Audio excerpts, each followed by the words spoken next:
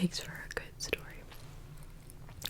The next one is a short one, but it says, so we are fast approaching the straying family tradition of Christmas Eve. Every year since having kids, the wife and I stay up too late, drink too much wine and eggnog, watch Christmas Vacation, and then stumble around, all in the name of putting the presents under the tree. It tends to get a bit out of hand, and I look forward to it every year. Makes the coffee the next morning taste even better when the kids open their presents after Santa did his thing. That sounds so fun, but also, do people not get hangovers? Because I would probably be a mess the next morning, and I wouldn't want to feel that way on Christmas, but maybe that's just me. Some people just are blessed and don't get hangovers that bad. I do. But that's a cute tradition. Okay, the next one is quite long, so let's get into it, shall we? It's a couple paragraphs. Okay. It wasn't funny at the time, but now it's hilarious and will forever be known as the Christmas surprise. So let me set the stage real quick. My family always goes to Christmas Eve Mass. Then we come home and we exchange our Secret Santa gifts between siblings. It's tradition at this point. There were a lot of us. My two sisters, my brother, my parents, my grandparents, and my sister's fiance. So we were in multiple cars. Mass had ended and I left with my oldest sister and her fiance to go back home.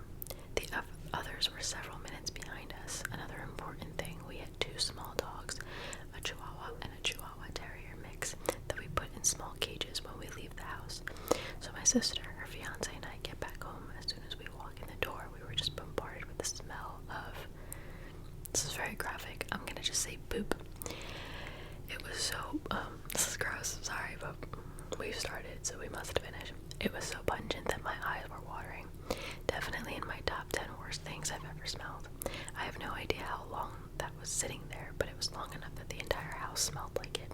It felt like we were joking, and I could practically taste it. That's disgusting. So my sister, her fiance, and I are just yelling and freaking out at the smell. The house alarm is going off. The dogs are barking to be let out of their cages like they always do. So I just go over to their cages, and obviously the smell is getting so much worse the closer I get to the source. I let the Chihuahua Terrier mix out of his cage first because he was completely clean. The Chihuahua, on the other hand, well, he didn't just poop in his cage.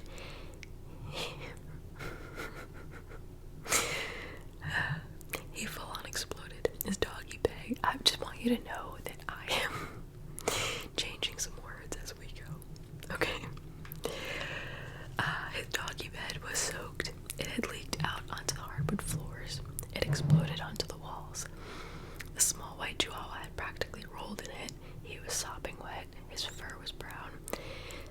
So he's sitting there barking at me and wiggling like crazy because he wants to be let out of his cage, and I'm just sitting there in my dress and heels trying not to throw up and trying to figure out how I can let him out of his cage without letting him drag it all over the house and furniture. My sister finally goes to the back door and starts yelling, gotta go potty, since that's our dog's cue to go outside. Luckily, the little poo mop, that's the Chihuahua, went straight to the door, so he didn't drag it all over the place. There were just a few drops in a straight trail to the back door, so it could have been much worse. But the cage, the floor, and the wall are still a mess. If you've ever seen the scene from Bad Grandpa where he goes to the bathroom on the wall, then you can picture exactly what kind of mess I'm staring at. Except this one wasn't a prank. It was all over the walls, and I'm the one who has to clean it up. I'm the one that loves animals so much that I want to work at a vet's office, so naturally I get stuck with all the gross pet jobs as practice. Also because I'm the only one besides my mom who doesn't freak out and throw up when up and close personal with other nasty things. I was also the one who had to pluck out. Okay. This person's very graphic.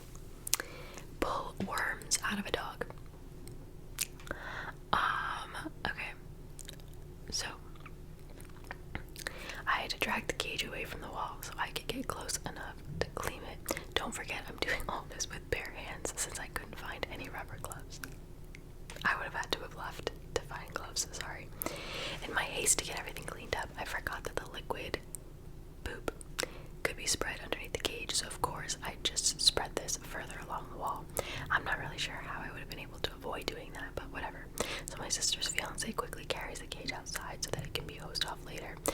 that makes more poop drop onto the floor between the cages and the back door. I'm still focused on cleaning up the epicenter of this disaster, so my sister cleaned up the floor trail where it had dripped. I finally got the stains on the wood floor completely wiped up and disinfected with Clorox wipes, so I could get closer to the wall. Without putting my heels, or God forbid my bare feet, into the poop. Then I start wiping it off the walls. Surprisingly, it didn't stain or tint the paint, so at least there's that. Now at this point, I've been cleaning it up for a solid 10 to 15 minutes. By the time I'm just finishing up cleaning and disinfecting the wall, the rest of our family finally got home. Of course, when they walked in the door, they also started freaking out about the smell. It hadn't cleared up at all in the time that I'd been cleaning. If anything, the smell got worse because I was moving and spreading it around. So they're all asking what the heck happened, and in the meantime, the poor dogs are still outside barking because they want to be let in. We couldn't exactly let them in earlier since one of them is still covered in poop. Luckily, I didn't have to be the one who bathed the dog, since everyone agreed that I'd done much more than my fair share of cleaning up the mess. My mom had to go outside and pick him up with an old bath towel and carry him straight to the tub. Then I spent about 5 minutes scrubbing my hands with soap because, again, I cleaned it all up with my bare hands and it got all over me. But I was also lucky that none of it got onto my dress or my heels. So yeah, that's the story of the infamous 2015 Christmas surprise. Hope it made somebody laugh, because I certainly wasn't laughing at the time. It's a little funny now, but honestly, it's still a nightmare when I think about it. That's a nightmare. That is certainly a nightmare. Oh good, the fan outside just turned off. Yeah, I can't, I mean, listen, I have Luna. I have cleaned my fair share of messes. Let's just say that. And you do get desensitized to it in a way. I'm sure it's the same thing of a parent changing diapers all day. You do get a little desensitized, but I don't think it ever fully loses the fact that it's gross. You know what I mean? Anyway, that's awful. Yeah, wow. Okay, let's go to the next one. It says, I don't know if this will be funny to anyone else, but I'm still laughing now remembering the mess of the first Christmas that I can really remember. I loved reading from a very early age, and my family loved that, and we're happy to spread that around. So Christmas, when I'm 4 years old, I start opening my presents, and I start finding books. I love it at first. I got books from my parents, my grandparents, my uncles, and my aunts. Everyone knew that I loved books. The present opening continues, and my cousins are getting toy after toy. I'm getting more books. I'm starting to get a little down about this point, and I learned later the family started getting worried and comparing notes and realizing that not a single person got me a toy. Yeah, I loved books, but I was a 4-year-old. I liked to play too. Eventually, my aunts and uncles started making my cousins give me some of their toys to play with and said Santa made a mistake, which just pissed off everyone around my age, and none of us believed it. So I went outside in the front yard to play and pout away from all the toys and books. After a little bit, the next door neighbor walks up saying Merry Christmas and has a bunch of presents for us kids. Hands me one. I tear it open, so excited to finally get a toy. It's another book. My little brain broke about then, and I just remember sitting straight down in a puddle and crying. Our neighbor was distraught about what he'd done wrong, and my mom had to explain it to him. The last thing is the part that mostly cracks me and everyone else up. That poor neighbor didn't know he was my last hope for a toy of my own that day, and my little preschool misery ended up taking him out as well. We all have kind of a sick sense of humor. Okay, in the end, I learned early on that too much of a good thing is bad, and my family learned to compare notes a bit better on what they were getting each other for Christmas. Okay, that's funny, I guess. Okay, this one is not too long, so let's read. It's 4 a.m. Christmas Eve, and all through the house, not a creature is stirring, not even a mouse. Suddenly,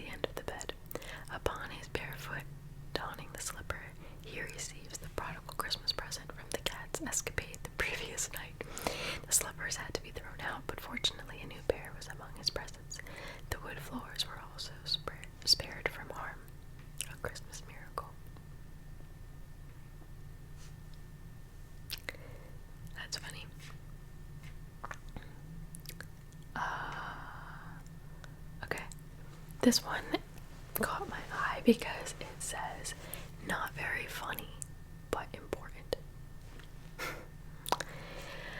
I want to preface this with that I do not condone the actions of my family. I'm hooked. Let's breed. What do the kids say? What are they saying these days? I'm sat for this. It was nice having an alcoholic. Wow. This is a different vibe than the other ones. Okay. It was nice having an alcoholic for a dad at times. He wasn't an angry drunk, so it was okay, at least in my preteen mind. The tooth fairy would accidentally slip you a 20. The Easter bunny would put half-eaten boxes of M&Ms into your basket, eaten the night prior. But if your dad was an alcoholic, Santa was the best. Cut to December 24th, 1999. I was 11, going on 12. I remember this night hearing my dad wake up at 3 a.m. and stumbling to put up my Christmas gifts, not before throwing up into the toilet. Why is every freaking story on this list like graphic and gross? Anyway, not before throwing up into the toilet, the debauchery of the evening before, him breaking a few ornaments, then pouring out the milk and enjoying the beer he had chilled for himself alongside the cookies. This was a nightly routine for this man. I'm not sure if this lands under permanent childhood trauma or found memories of the good old days, but it definitely affected me. It definitely affected me in some unending way. But anyways, I went back to bed and woke up the next morning. And like any child, I was up at 3 a.m. waiting for it to happen. I waited the 4 hours that felt like eons back then, just to wake him up. And there was the first mistake of the day. I saw him starfished in bed with his robe on.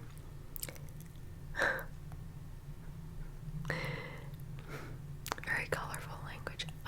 The dad had nothing under the robe and was on full display. Okay, that fell easily into the childhood trauma camp. After he finally unflashed me and got up, we got to the presents, a PS1 and then some games, and then came to the stocking. The stocking was special. Alongside with some handful of uncracked nuts that he puts in there, there was a can.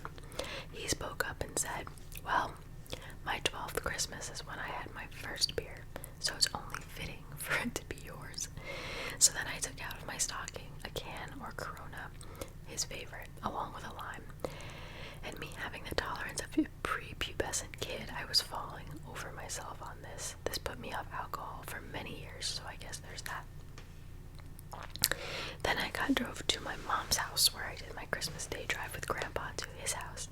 These drives really built my character. He taught me how to be useful and resourceful, how to be respectful to Earth and on to others, and how to find reasons to keep going in day-to-day life. My grandfather was a nom-vet, and the real type of nom-vet, not the dude that got kicked out of basic and talks about how strong and brave he was, but the dude who was a tunnel rat and has so permanently traumatized that he won't bring up anything besides, yeah, I went there. And so after the life-changing conversation in the car, we got out of his little beach house. We got out to his little beach house out on Ontario, when he would normally go fishing with me, but the lake was too frozen. A lot of typos in here, I'm sorry. So he brought me inside and talked about how everyone needs a gun, and he opened up his safe and told me to pick one. This was, and still is, my favorite gift I've gotten. I picked out a nicer .357 Magnum Henry lever action. My dad was a mess, an awful person. I'm better off dead. Jeez, but I still love that man. But he was not meant for this earth. My grandfather is in stark contrast to him. He made me a man with every visit. To this day, he matures me. Okay, so for his 12th Christmas, he got a beer, a gun, okay, and Crash Bandicoot. Alright. What a way to end it. This was a pretty short thread.